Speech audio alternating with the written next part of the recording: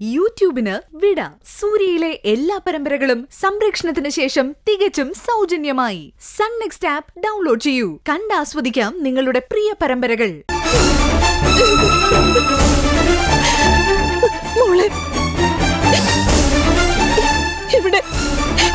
ഇവിടെ ആകെ പ്രശ്നം. ചേച്ചി കരയാതെ കാര്യം പറ. മൈഥിലി, അവൾക്കെന്ത് പറ്റി? അവൾ എന്നോട് എന്താ ചേച്ചി ഉണ്ടായേ? അവളിപ്പോ പഴയ ആളൊന്നും അല്ല. ഞാനാകെ തകർന്ന് നിക്കാം മോളെ. അലമാരിയിൽ വെച്ചിരുന്ന എന്റെ മാല കാണാനില്ല. കാണാതെ പോയതും എന്റെ ഭാര്യയുടെ മാലയല്ലേ? അവര് തമ്മിൽ അവിഹിതം ഉണ്ട്. ഇപ്പോഴല്ല, പണ്ടേ അവര് തമ്മിൽ അവിഹിതോ. ചേച്ചിന്ന് വിളിച്ച നാവുകൊണ്ട് ഇനി മാറ്റി പറയിപ്പിക്കരുത്. എന്ത് ചെയ്ത് നിങ്ങൾ ഇനി എന്റെ കണ്ണിൽ വരാതിരിക്കോ? ചേച്ചി എന്തൊക്കെയാ പറയുന്നേ? നിങ്ങൾ തമ്മിൽ പിണങ്ങാനോ? എനിക്ക് വിശ്വസിക്കാൻ പോലും പറ്റുന്നില്ല. ഞാനും വിശ്വസിച്ചിട്ടില്ല. പക്ഷെ വിശ്വസിക്കാതെ വരുത്താറില്ലല്ലോ മോളെ. ചേച്ചി കരയാതെ ഫോൺ വെച്ചേ. ഇതിപ്പോ തന്നെ ശരിക്ക് തരാം മോളെ. ചേച്ചി ഇങ്ങനെ തൊട്ടാവാടിയായല്ലോ. ഇതൊക്കെ ഞാൻ ഈസിയായിട്ട് കൈകാര്യം ചെയ്യില്ലേ? നീ എന്ത് ചെയ്യാൻ പോവാ? അവളെ ചീത്ത വിളിക്കാൻ പോവാ. എന്താ? അയ്യോ മോളെ, അത് ഹലോ ഹലോ.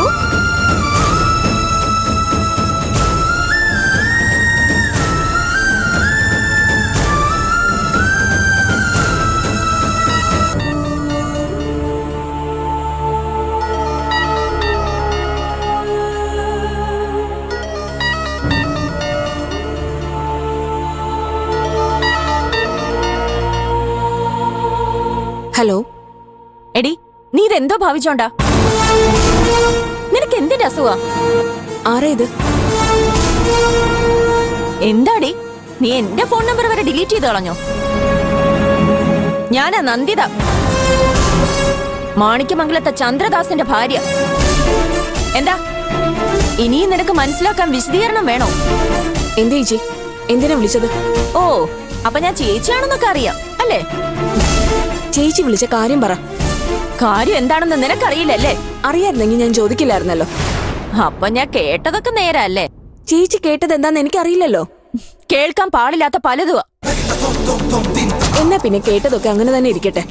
എന്തിനാ എന്നെ വിളിച്ചു ചോദിക്കുന്നേ? നിന്നോടല്ലാതെ ഞാൻ പിന്നെ ആരോടാടി ചോദിക്കേണ്ടേ?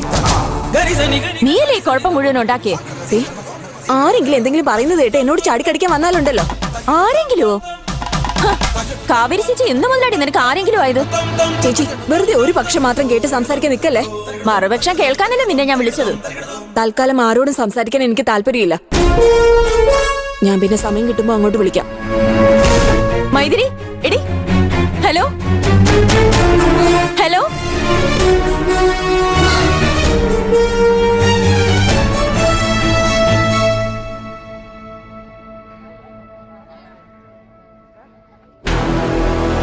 വാടാ, എടാ വാ മേടിക്കാം. മീനേ മീനേ മീനേ, മീൻ നോക്കാം മീൻ നോക്കാം.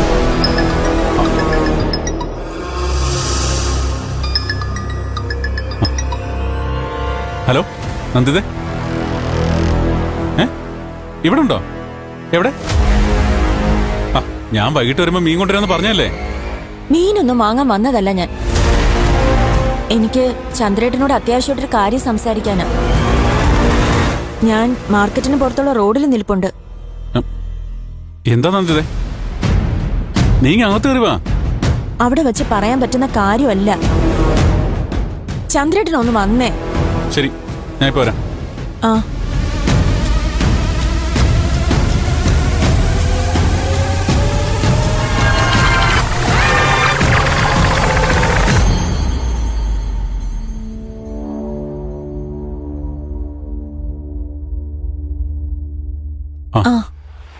എന്താ ചന്ദ്രേട്ടാ, നമുക്ക് ഇപ്പൊ തന്നെ മാണിക്യമംഗലം വരെ ഒന്ന് പോണം.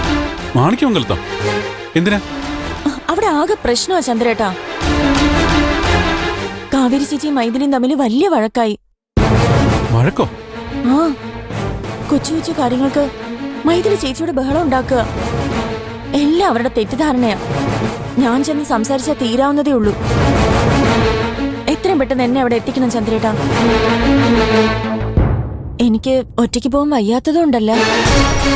പക്ഷേ ഇപ്പോഴത്തെ സാഹചര്യത്തിൽ ചന്ദ്രേട്ടൻ കൂടെ ഉള്ളത് ഒരു ബലവാ. കൂടെ വരുന്നതിൽ എനിക്ക് ബുദ്ധിമുട്ടൊന്നും ഉണ്ടായിട്ടല്ല. പക്ഷേ നീ ഇപ്പൊ അങ്ങോട്ട് പോകണ്ട നന്ദിതേ. അതെന്താ? വിശ്വേട്ടൻ എങ്ങനെ പെരുമാറുമെന്ന് എനിക്ക് പറയാൻ പറ്റില്ല. നിന്നോട് അത്ര ദേഷ്യത്തില. അതുകൊണ്ടാണല്ലോ നിനക്ക് വേണ്ടി ആ കാശ് ഞാൻ ചോദിച്ചപ്പോ എന്നെ ഇറക്കി വിട്ടത്. അതൊക്കെ ശരിയാ. പക്ഷേ ഇതൊക്കെ കേട്ടിട്ട് ഞാൻ എങ്ങനെയാ ഇവിടെ സമാധാനമായിട്ടിരിക്കുന്നത്? നിന്റെ വിഷമം എനിക്ക് മനസ്സിലാവുന്നുണ്ട്. നമുക്ക് എന്തെങ്കിലും ചെയ്യാം. പക്ഷേ തൽക്കാലം നീ അങ്ങോട്ട് പോകാതിരിക്കുന്നത് നല്ലത്. ഒരു കാര്യം ചെയ്യാം. ഞാൻ അങ്ങോട്ട് പോവാം. കാവേരി എടുത്ത് മൈഥിലിയും കണ്ട് ഞാൻ സംസാരിക്കാം. എന്താ, അതുപോരെ? എന്നാ പെട്ടെന്ന് പോ. താമസിച്ചാൽ കൂടുതൽ കുഴപ്പമുണ്ടാവും.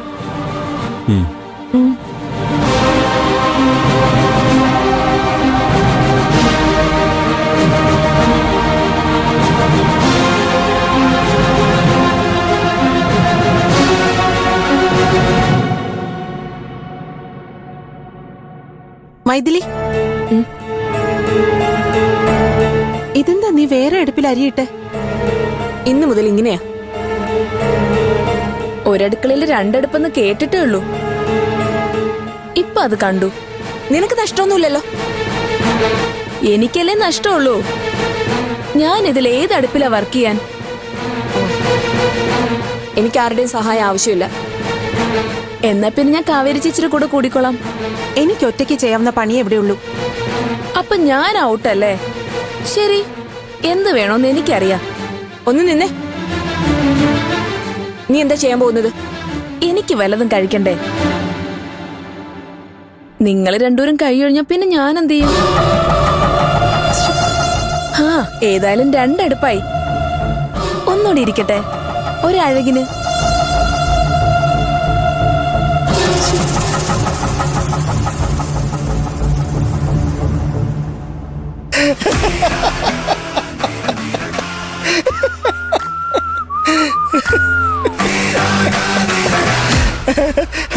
അങ്ങനെ മാണിക്യമംഗലത്തെ പെണ്ണുങ്ങളുടെ കാര്യത്തിൽ ഒരു തീരുമാനമായി. അക്ഷരാർത്ഥത്തിൽ എല്ലാം അടിച്ചു പിരിഞ്ഞു. കാണുമ്പോ ഇതൊരു മനസമാധാനവും സന്തോഷമാണെന്ന് അറിയൂ. ഇപ്പൊ രണ്ടല്ല, മൂന്ന് അടുപ്പാ ഇപ്പൊ അവിടെ പോകുന്ന. മൂന്നാമത്തെ അടുപ്പോ? അതാരുടെ? അതാ വേലക്കാരുടെ, സിന്ധുവിന്റെ. അല്ലേട്ടാ, അവളെന്തിനാ അവിടെ വേറെ അടുപ്പ് കൂട്ടുന്നേ? അതൊരു മനുഷ്യശ്രീയല്ലേ, അവർക്കും എല്ലാം കഴിക്കണ്ടേ? എടാ, രണ്ടായാലും മൂന്നായാലും നമുക്കെന്താടാ? നമ്മൾ ഉദ്ദേശിച്ചത് നടന്നു കിട്ടിയില്ലേ? അവളുമാരെ ഒന്നിച്ചു നിന്നാ ഈ ജന്മം നമുക്ക് ആ സ്വത്ത് കൈ കിട്ടൂ. ഇപ്പോ അകത്ത് നിന്നാലും കിട്ടില്ലല്ലോ. അച്ഛമ്മേത് അവര് മൂന്നുപേരുടെ പേരിലല്ലേ എഴുതി വെച്ചിരിക്കുന്നേ. ആരുടെ പേരിലായാൽ എന്താടാ? അവളുമാരത് തിരിച്ചറിയുന്നവരെ നമ്മളല്ലേടാ രാജാക്കന്മാര്. അതുകൊണ്ട് എന്ത് പ്രയോജനം ഏട്ടാ? നമുക്കത് ഒരിക്കലും കൈകാര്യം ചെയ്യാൻ കിട്ടില്ലല്ലോ. കൈകാര്യം ചെയ്യാൻ പറ്റില്ല നേട്ടനോട് ആരാ പറഞ്ഞത്? വിൽക്കാനും ക്രയവിക്രയം നടത്താനും പറ്റില്ല എന്നല്ലേ ഉള്ളൂ. വെച്ചനുഭവിക്കുന്ന നമ്മൾ തന്നെയല്ലേ. ശരി, സമ്മതിച്ചു. പക്ഷേ എനിക്കിതുവരെ മനസ്സിലാവാത്തൊരു കാര്യമുണ്ട്.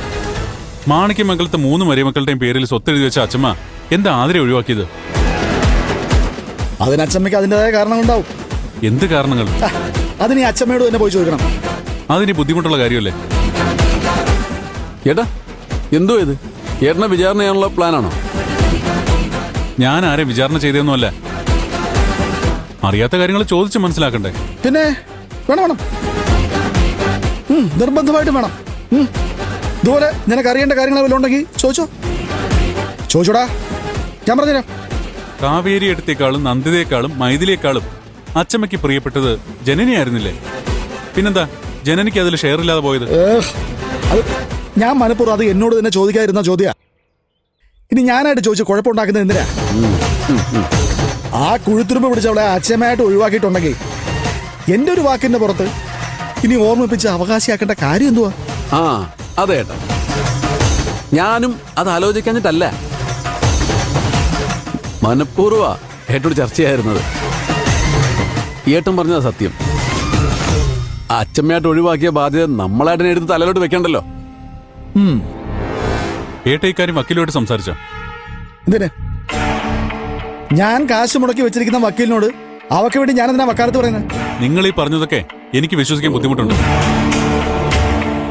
ഏട്ടൻ എന്തോ ഉദ്ദേശിക്കുന്നത്? ഈ പറഞ്ഞ ആധാരത്തിൽ എന്തോ കള്ളത്തരമുണ്ട്. കള്ളത്തരോ? നീ എന്തൊക്കെയാ പറയുന്നേ? ഏട്ടൻ എന്തൊക്കെ പറഞ്ഞാലും ഇത് സാമാന്യ ബുദ്ധിക്ക് ചേരാത്ത കാര്യമാണ്.